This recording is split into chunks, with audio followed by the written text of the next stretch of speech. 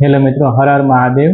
आज हम देखेंगे हीट वेव, हीट स्ट्रोक, लू लगने से क्या प्रॉब्लम हो सकती है, कौन कौन से लक्षण देखने को मिलते हैं और कौन कौन सी उसकी ट्रीटमेंट है और कौन कौन से घरेलू उपचार है, इसके बारे में हम देखेंगे। तो वीडियो में अंत तक बने रहे। अगर आप इस चैनल में नए हैं तो लाइक कीजिए, शेयर कीजिए और सब्सक्राइब करना ना भूलें।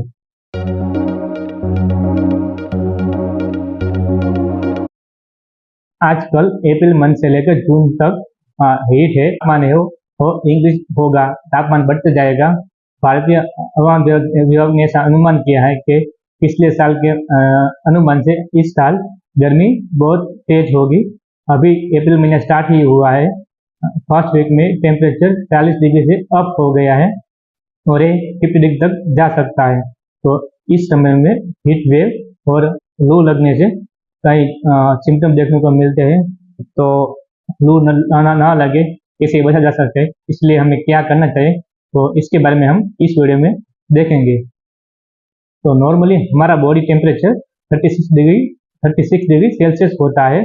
टेम्परेचर बढ़ने से हमारी जो नॉर्मल एक्टिविटी है, जो बॉडी का फंक्शन है, वो इंपेयर हो जाता है, बॉडी डिस्टर्ब हो जाती है और बॉडी का टेम्परेचर बढ़ने लगता है। तो अब देखते हैं कि लू लगने से कौन कौन से सिम्टम देखने को मिलते हैं।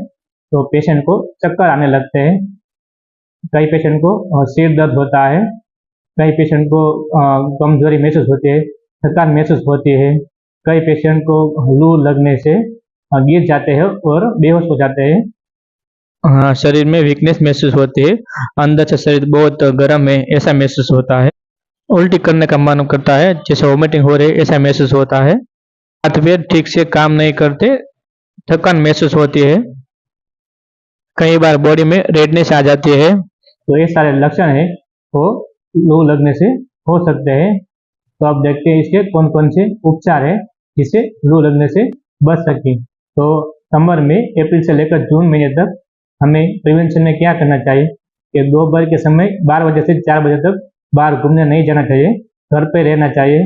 अगर आपको कोई ऐसी इमरजेंसी है, आपकी जॉब ऐसी है, आपको जाना जरूरी है, तो आप बाहर जा सकते हैं, लेकिन इसमें कुछ प्रिकॉशन रखने चाहिए। जैसे कि हमारे जो कपड़े हैं वो फुल स्लीव होने चाहिए, सिर पर टोपी पहन सकते हैं, आँख पर गोगल्स लगा सकते हैं और फेस पर मास्क लगा सकते हैं और स्कार्फ लगाकर आप बाहर जा सकते हैं और शरीर पर सनस्क्रीन भी लगा सकते हैं, जिससे लू से बचा जा सकता है।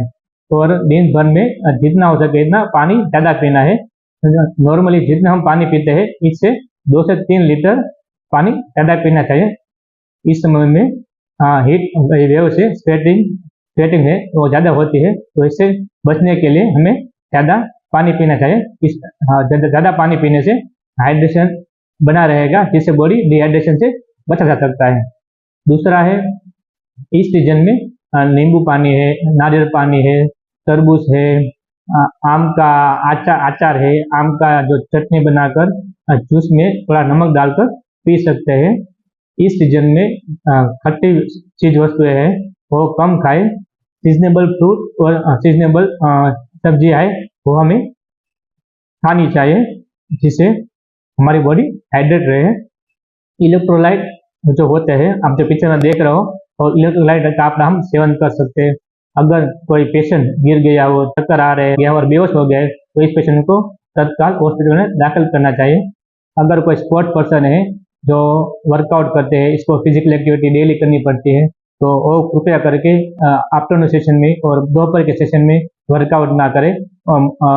मोस्ट कॉमनली वो अर्ली मॉर्निंग में 5 बजे से लेकर 7:30 बजे तक और शाम को 5:30 बजे से लेकर 8 बजे 9 बजे तक वर्कआउट कर सकते हैं, क्योंकि दोपहर के समय में वर्कआउट करने से हमारा बॉडी का टेम्परेचर इंक्रीज हो जाता है, स्वेटिंग ज़्यादा होते हैं और पानी है बॉडी में कमी महसूस होती है, तो इससे डिहाइड्रेशन हो सकता है। तो इससे कॉमनली इसको लू लग सकती है और इलेक्शन देखने को मिल सकते हैं। तो स्पोर्ट्स पर्सन को कॉमनली मैंने देखा है तो अर्ली मॉर्निंग और आफ्टर इवनिंग सेशन में स्पोर्ट एक्टिविटी करनी चाहिए, जिससे हमें हीट वेव और हीट स्ट्रोक से बचा सके। तो ये सारे उपाय थे जो हमें करने चाहिए, जिससे हीट से और लू से राहत मिले। तो ये स्टेप हमें फॉलो करने चाहिए। अगर आपको वीडियो अच्छा लगा है तो लाइक कीजिए, शेयर कीजिए और सब्सक्राइब करना ना भूलिए। Thank you.